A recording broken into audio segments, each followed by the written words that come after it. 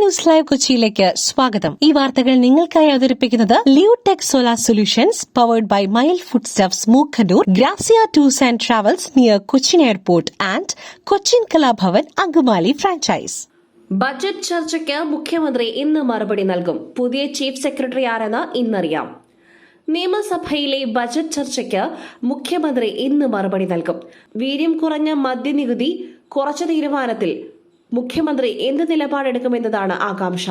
കോൺഗ്രസിലും UDFിലും എതിർപ്പുയർന്ന സാഹചര്യത്തിൽ നികുതി കുറയ്ക്കൽ പിൻവലിക്കണമെന്ന ആവശ്യമുണ്ട്.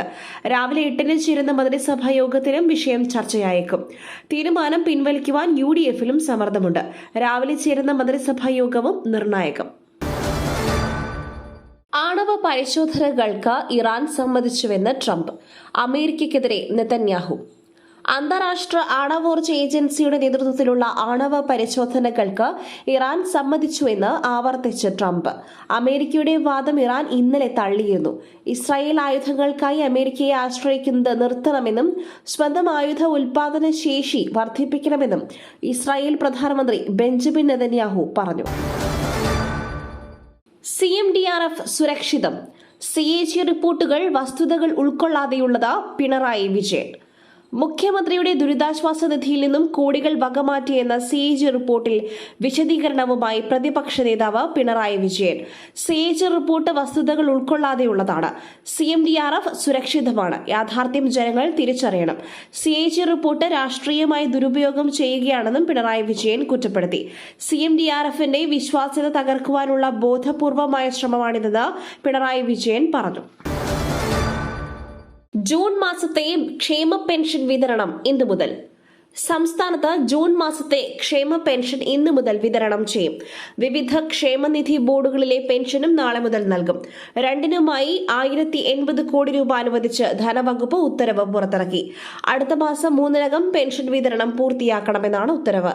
കഴിഞ്ഞ മെയ് മാസത്തെ പെൻഷൻ വിതരണം പൂർത്തിയായതിന് പിന്നാലെയാണ് ജൂൺ മാസത്തെ പെൻഷൻ വിതരണത്തിനായി സർക്കാർ തുക അനുവദിച്ച് ഉത്തരവിറക്കിയിരിക്കുന്നത്. കഥകളൊന്നും അവസാനിച്ചിട്ടില്ല. പ്രസിഡന്റ് സ്ഥാനം രാജിവെച്ചത് ആത്മാഭിമാനമുള്ളതുകൊണ്ട് ശ്വേത മേനോൻ. അഭിനേതാക്കളുടെ സംഘടന അമ്മയുടെ 2 ഭരണസമിതിയുടെ മുഴുവൻ കണക്കുകളും സുതാര്യമായി പരിശോധിക്കണമെന്ന് രാജിവെച്ച പ്രസിഡന്റ് ശ്വേത മേനോൻ. ആത്മാഭിമാനമുള്ളതുകൊണ്ടാണ് പ്രസിഡന്റ് സ്ഥാനം രാജിവെച്ചത്.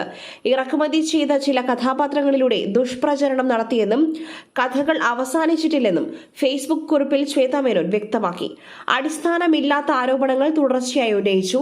ഇറക്കുമതി ചെയ്ത ചില കഥാപാത്രങ്ങളിലൂടെ ദുഷ്പ്രചരണം നടത്തിയെന്നും ശ്വേത പറഞ്ഞു. പുട്ടു രുചികരമാവണമെങ്കിൽ മയിലിന്റെ പുട്ടുപൊടി തന്നെ വേണം. അതിന് ചെമ്പാപ്പുട്ടാണെങ്കിലും അങ്ങനെ തന്നെ. Mile rice and food products, ശ്രേഷ്ഠം സമ്പുഷ്ടം. 5 അടിയിൽ ഉസ്ബെക്കിസ്ഥാൻ പഞ്ചർ. റൊണാൾഡോയ്ക്ക് ഇരട്ട ഗോൾ, പോർച്ചുഗലിന് ആദ്യ ജയം. ക്രിസ്ത്യാനോ റൊണാൾഡോയുടെ ഇരട്ട ഗോൾ കരത്തിൽ ലോകകപ്പിൽ പോർച്ചുഗലിന് ആദ്യ ജയം. എതിരില്ലാത്ത 5 ഗോളിന് ഉസ്ബെക്കിസ്ഥാനെ തോൽപ്പിച്ചു. പരിഹസിച്ചവർക്കും പുച്ഛിച്ചവർക്കും എല്ലാം മാറി നിൽക്കാം.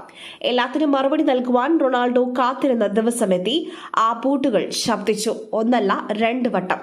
41-കാരന്റെ കാൽക്കരത്തിൽ ഉസ്ബെക്കിസ്ഥാനെ തകർത്തെറിഞ്ഞ് പോർച്ചുഗൽ. ലോകത്തോളം വളർന്ന ഫുട്ബോൾ മിശിഹ മെസ്സിക്കിന്ന് 39-ാം പിറന്നാൾ. കാൽപന്ത് കളിയുടെ കലണ്ടറിൽ ഇന്ന് തിരുപ്പിറവിയുടെ നാളാണ്. ഫുട്ബോളിന്റെ മിശിഹ ലിയോണൽ ആന്ദ്രേസ് മെസ്സി പിറവിക്കൊണ്ട ദിനം.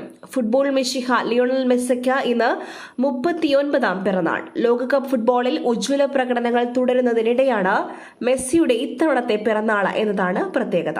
മറ്റൊരു വാർത്തയുമായി കണ്ടുമുട്ടുന്നതുവരെ നന്ദി, നമസ്കാരം.